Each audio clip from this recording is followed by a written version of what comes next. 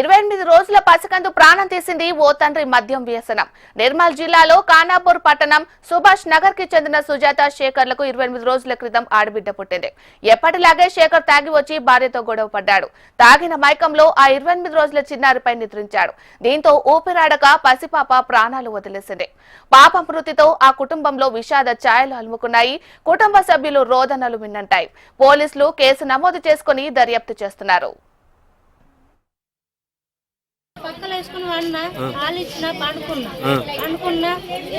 తెల్లారి తమ్ముడు పనిపోయిండు పనిపోయిండు అయితే వీళ్ళ నాన్న వచ్చి నన్ను లేపుకుంటా లేపుకుంటా చేస్తే వీళ్ళు ఇవ్వలేదు మళ్ళీ లేచి వచ్చి ఇక్కడ నిల్చున్నాడు.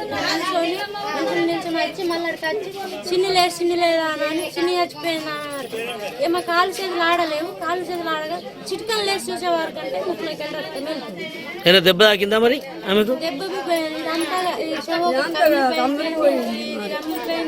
మరి వాళ్ళని కొట్టిండ్రా? కింద పడ్డదా? కూడా వాళ్ళే ఉన్నది. నెల రోజుల పిల్ల ఎన్ని రోజుల పాప ఆమె?